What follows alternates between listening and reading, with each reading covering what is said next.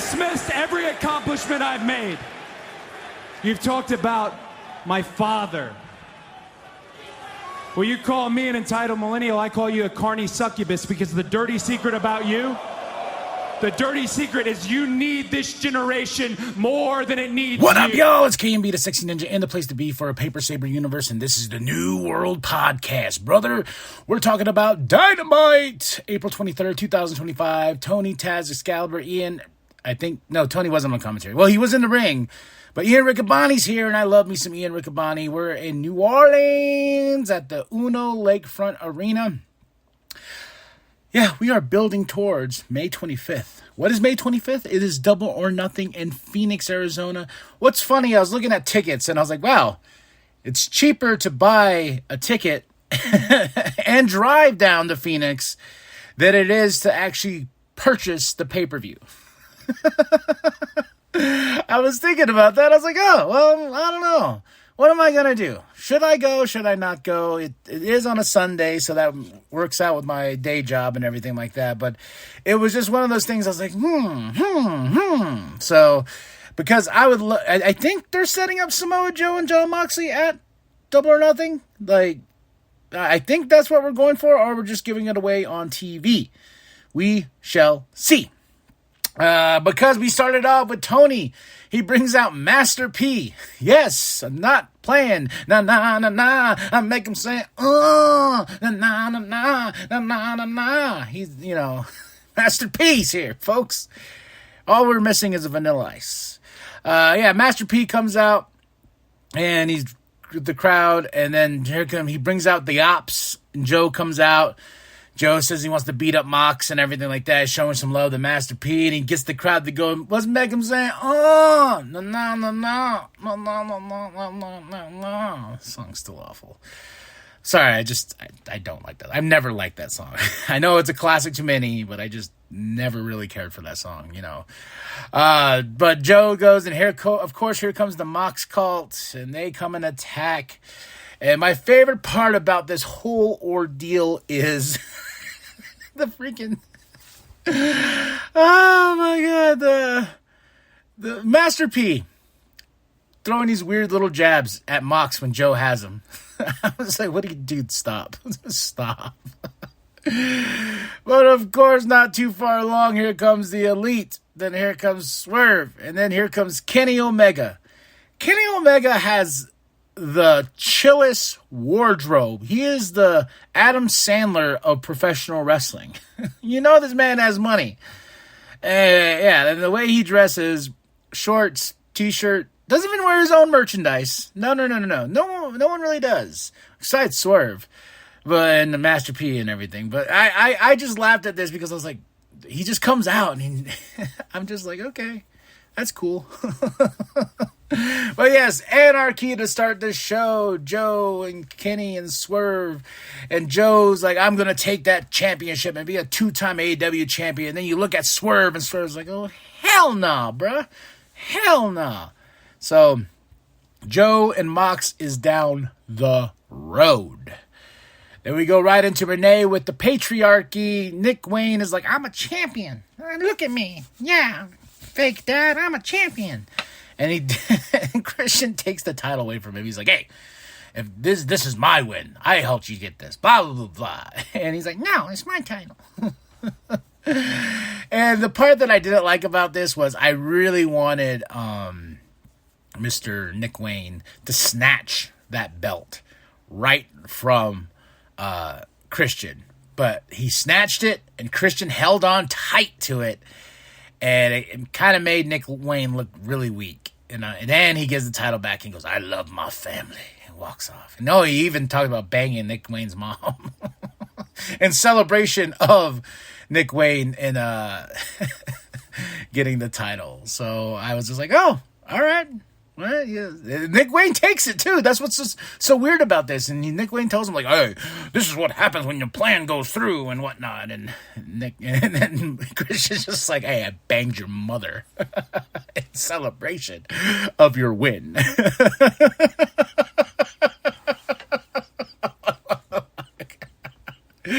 Oh, poor Nick Wayne. Oh man. Then we go into Ricochet versus Mark Briscoe. I like this match. I had a lot of fun with this match. But Mark Briscoe got the win over Ricochet, and I'm like, what are we doing with Ricochet? Like, no offense to Mark winning. He got a roll up on Ricochet real quick. But I was like, are we going to start, like, building Ricochet to something? You know, like, he came here and it was a big deal. Everyone's like, oh, my God, and the Golden Scissors and Swerve and all this other stuff. And then it's just kind of like, no, he lost. He lost to Mark Briscoe.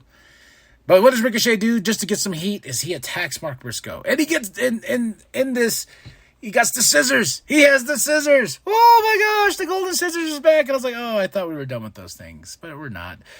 But here comes Kevin Knight to help Mark, you know, and chase off Ricochet and steps on his scissors. And he's like, nah. So, but this is setting up a feud between these two, which I'm like, okay. I know these two are going to put on something, a classic, you know, because these two really work well in the, you know, in the realm of things. So this is a feud we're building. But Mr. Knight, thank you for saving Mark Briscoe. Then we go into FTR. They got a new manager, and the manager is now Stokely, who comes out. And I'm like, oh, I like Stokely. What do I think of Stokely being the manager for FTR? I kind of dig it. I really do. And I don't want to hear, top guys out. My mustache is talking for me. You know, I like, let Stokely talk. And I like what Stokely says. Like, I am waiving fines. I'm doing this and that. You're going to treat them with some respect, Tony Schiavone. So Stokely's the manager for FTR. And then call out Rock and Roll Express, who's in the crowd. And what does FTR do in great fashion? They take out Rock and Roll Express. They're like, oh, screw these old guys. Bam! Take them out. Then the Paragon comes out. When Adam Cole's music hit, I was like, Undisputed Kingdom. I was like, oh yeah, the Paragon now. Where is the Kingdom? Still asking. Where? Who? Where? Put them on a milk crate. Milk carton. You know what I mean. But yeah, so the Paragon come out. Rock and Roll Express is taken out by FTR. And FTR and Stokely, you bastards. You will pay by the Paragon. My match of the night, though, is up next. Young Bucks versus Mike Bailey and Kevin Knight. But yeah, this is awesome. I love the Young Bucks. I just do. And it's funny. It's like every time I'm like, and people of mine are like, I don't like the Young Bucks. I'm like, man, they're fun. I like the Elite. I'm gonna be Elite till I die. And you know, I like the Young Bucks. I just do. And they put on a great fun tag team match here, you know, false finishes and stuff like that. But guess who wants to come out? Ricochet, you know, igniting more of this feud with Kevin Knight. But Ricochet came out there, but the Young Bucks get the win. EVPs? Are they still EVPs? Maybe.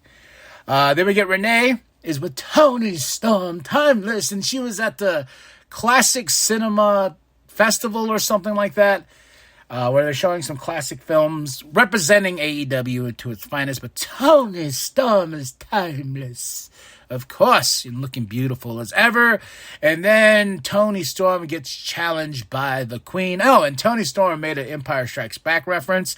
Love it. Love it, because the kid today told me I have an unhealthy relationship with Star Wars. And I was like, what do you mean? She's like, it's all you do is watch Star Wars. I'm like, no, it's not. She goes, yeah, it's the equivalent to brain rot for you. And I'm like, oh, wow. Came swinging at me, huh? Well, let's get back to it. I was like, Queen challenges Storm. And Tony Storm's like, let's do it. I think they're going to fight at Collision. And she says, let's make cinema. So Storm versus Queen. Yes, please. And we have the Hurt Syndicate. We hurt people. We hurt people. And of course, you got MJF, who's still like, please let me in. I brought you a new car.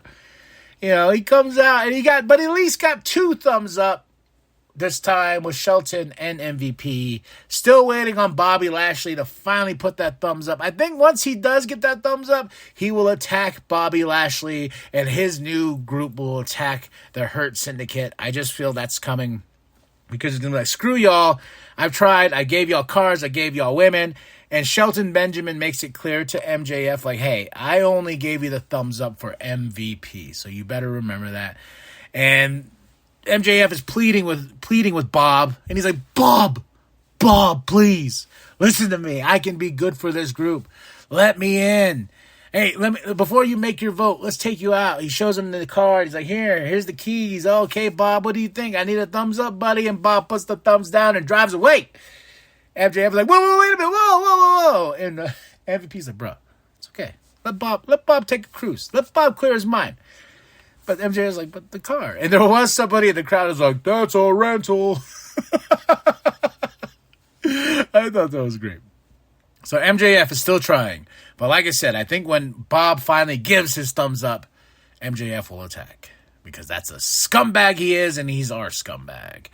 We get Renee with Hangman Adam Page, and we get an MJF confrontation. And MJF reminds Hangman, like, hey, we're 1-1, buddy. And, you know, he goes, you're going to choke. You're a choke artist. And Hangman's like, I got something for you to choke on. And Renee's like, whoa, hey, calm down there, buddy. Calm down on that cowboy-ish, you know? Calm down.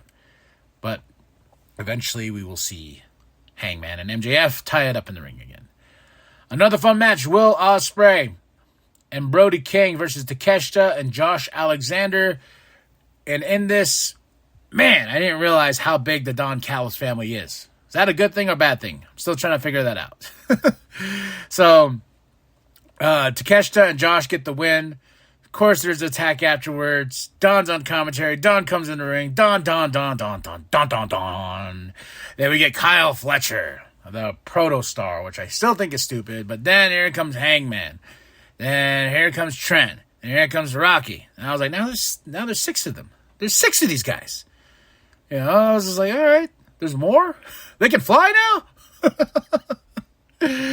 But yeah, so Takeshita, Josh Alexander, Trent, and Rocky, and who else was there? Oh, Lance Archer, and then Kyle, the new Don Callis family.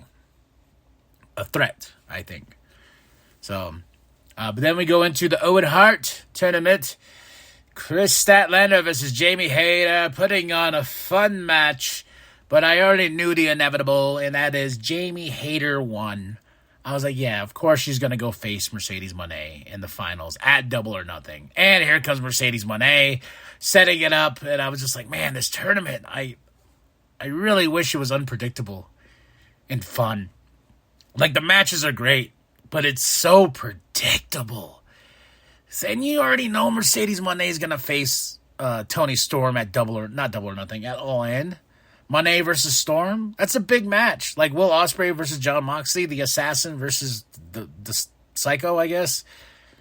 So, but overall, fun Dynamite for what it was. April 23rd, 2025 in New Orleans with Master P. Make them say, ooh, ooh, ooh, ooh, ooh, ooh, ooh. Wrong song. I'm in a song. God. All right, y'all. Well, my match of the night is the Young Bucks versus Mike and Kevin. Moment of the night. Whoa. Oh, Master P and those weak-ass jabs at Mox. All right, y'all. Like and subscribe. Share your grandma, Show the bum down at Walmart. A solid 3 out of 5 for Dynamite. April 23rd, 2025. Show your grandma, Show the bum down at Walmart. Did I already say that probably? But remember that the New World Podcast is... FTR! Whoa. Just too much here. Oh, God.